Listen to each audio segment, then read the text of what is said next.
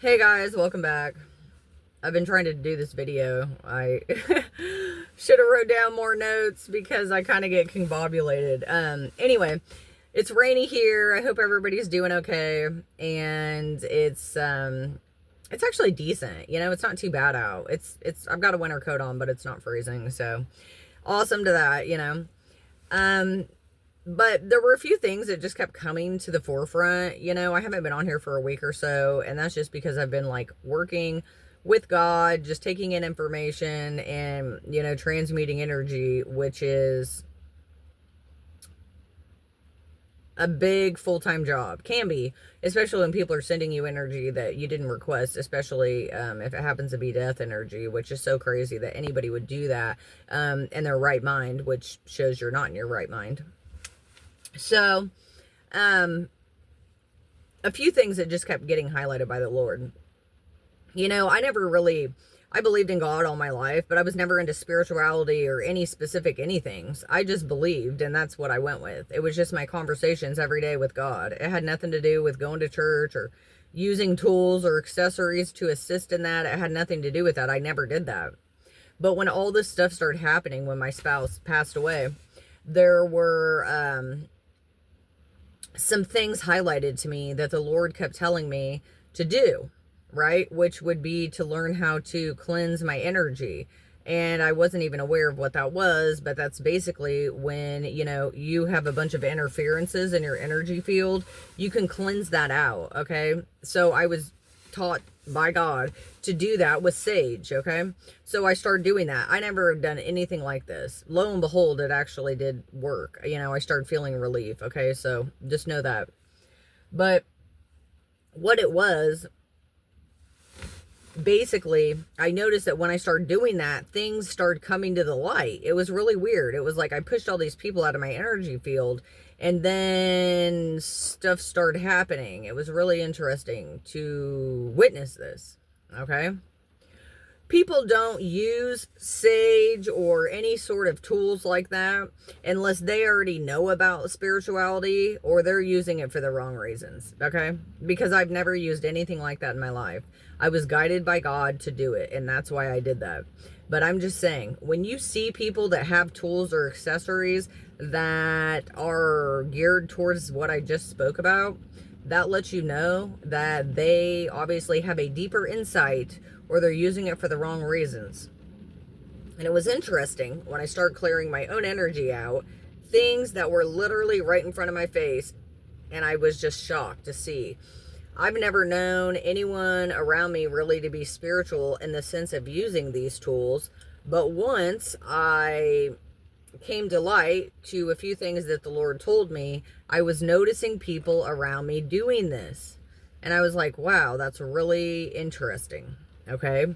That lets me know that if those people aren't spiritual, trying to connect to God using these tools, then obviously you're using the tools for other meanings.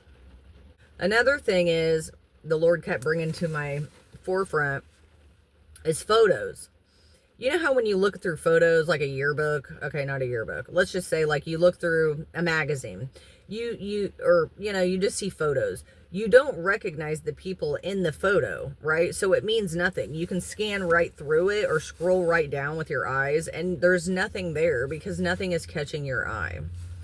I'm just going to say it's interesting that there were some things I was led to look up a few years ago, and it was so just wildly odd that I was recognizing things in the photo, people that I don't even know, but I knew, okay? I'm going to post those on there. Now, if it means nothing, then apologies before the fact, but I'm just saying it's interesting that I saw some faces that just seemed familiar to me, okay? And I have a friend, okay? And he saw one of the photos I had, and he literally looked at it as if he knew who was in the photo and said something about, man, I think I have a brother. Because that's how similar the person looked to him. Crazy. Like I was saying, if you don't recognize anything in a photo, you're going to scan right through and there's not going to be a second thought. But if you do recognize something, it seems familiar, the face, the eyes, something, then you will stop and pause and maybe have a second thought about it, okay? I did a video a while back called Eyes Are the Window to the Soul. And it's interesting because when I'm looking at these photos, the main thing that catches me is the eyes of the person in the photo, okay? And that's letting me know, like, I do know you somehow on a soul level, or there's a connection of some sorts. Otherwise, I wouldn't have paused in the manner I did while looking through these articles the Lord had led me to, okay? So it takes me back to a news article, okay, from the 70s, over in another country. It was on an island from the Peace Corps, okay? I posted a photo of it, you know, like I said, I was guided to something that happened in another country. I'm going to post the article on here just to read through. There's more to it. I've been asking the Lord, you know, give me the correct information to speak upon. There's just too many similarities for it to be nothing, okay? This could be a totally different case that's not even connected to me, okay? But I'm just saying, I keep getting highlights and pieces of information that come to my forefront that are letting me know there's something to that. So I'm going to post that article with some pictures, okay? So don't let people gaslight you, you know? Don't let people make you think that what you know is incorrect. There's a lot of other pieces of information that keep coming to the forefront that are just words or phrases that I don't know yet what it is. But, you know, like I said before, impersonation, okay? Somebody is impersonating another person. Stolen identity, okay? Someone using text messages acting as another person, but it isn't that person, okay?